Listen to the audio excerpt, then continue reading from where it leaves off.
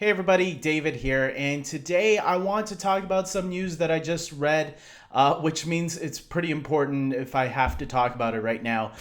It looks like there is a Power Rangers movie and show in the works that's not maybe connected to the television series.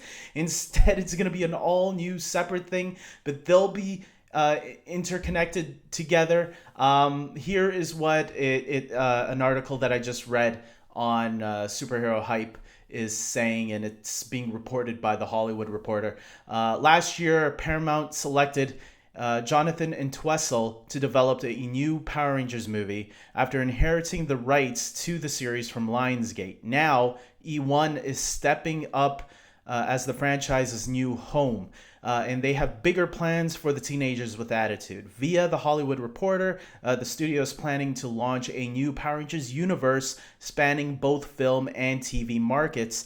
And Twessel will stay on board to oversee the development of all these projects. And Twessel is perhaps best known for Netflix's The End of the Fucking World, based on the mini comics by Charles Forsman, earlier this year, and Twessel adapted another Forsman comic, I Am Not Okay With This, which also premiered on Netflix. Unfortunately, the COVID-19 outbreak kept the series from getting a second season. I really enjoyed both of those series, so I thought he did a pretty good job. I wouldn't say they're my favorite shows I've ever seen, but he did a good job for what I saw. And I would have seen more seasons of those shows if they came back. Especially, I Am Not Okay With This. So that one I really enjoyed and was looking for a forward to a second season. Continuing on, the Power Rangers big screen future was in question after Lionsgate theatrical reboot failed to impress audiences in 2017, which is a shame because I really enjoyed that movie. A year later, Hasbro became the franchise's new owner. In late 2019. The company acquired eOne for $4 billion. The studio will now take a more active role in producing adaptations of Hasbro brands, which I guess will include GI Joe and Transformers. So it makes sense that eOne is producing the film now. Jonathan has an incredible creative vision for this iconic, hugely successful franchise and is hands down the right architect to join us as we reimagine the television and film worlds of this property, said eOne's film president Nick Meyer and global television president Michael Lombardo. In a joint statement across our slate, we are looking forward to working with the most talented storytellers as we take on Hasbro's rich fan favorite brands and build entertainment universes around them. This is an unbelievable opportunity to deliver new Power Rangers to both new and existing generations of awaiting and adoring fans, added Entwistle. Will bring the spirit of analog into the future, harnessing the action and storytelling that made this brand a success. So they did state that it's going to be a reimagining of the television series, which is good because the television series is still currently on the air since 1993. It took a 1-year break in 2010 and it's still around today. So knowing that they're going to do a reimagining of the television series gets me really excited because I think Power Rangers has a great mythology built with it. I think the kids' television show has gotten a little messy with its continuity throughout the years. I still enjoy it. I watched the series religiously from Mighty Morphin Power Rangers all the way to RPM. There were some struggles within those 17 seasons because there are some seasons that I'll admit I felt like I was watching it because I was doing my homework. It felt like homework sometimes, but sometimes there were seasons that were rewarding. I would say the season that I thought was going to be the end, Power Rangers RPM, was a really nice, satisfying season that I would have been happy if it ended there. They brought it back with Power Rangers Samurai because Saban bought the series back from Disney. Power Rangers Samurai was 2 seasons each, then Megaforce 2 seasons, and that's how they've been airing it. Instead of 1 season each year, a new series each year with a new cast, they've been doing it 2 seasons for the new cast each year. and it works for them. That's the way it's been running on Nickelodeon. It sounds like this will be something completely different, going back maybe and reimagining Mighty Morphin Power Rangers, and then using that mythology that the show had already established, but making it maybe more accessible for some of the older fans. Because something that I have been keeping up with Power Rangers is actually the new comics that they have been working on with Boom Studios. I think those comics have been really well done and really well written. Something that I think I would like to see for a Power Rangers that's more accessible for the older generation of fans that can watch with their kids.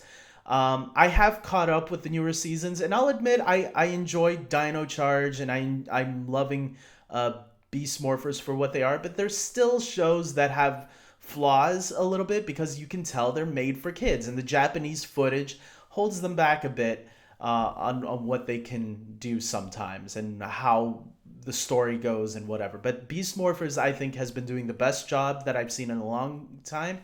Um, but having a show, maybe most likely this will not be using no Japanese footage. The way I'm understanding this, especially if it's going to be tied into a film franchise, it sounds like this will be all American made, which will give the writers a lot more freedom to do what they want to do, but at the same time reimagining what the franchise is, which I think is smart. Once again, I will say this. I think they'll go with Mighty Morphin first, a reimagining of the original series, and then branch out from there. Because you can branch. They're saying they want to make this into a universe, right? And you can do that because what Power Rangers has is they have different Power Rangers in different areas of the universe, right? Of their own universe. You have a government type of Power Ranger team. You got a Power Ranger team that's in space. You got a Power Ranger team that can travel through time. So there's Power Rangers that are ninjas that harness the power of ninja. Power Rangers that I don't know, have the power of magic. So there are different teams that you can branch out and do something different, and they offer something different to play with.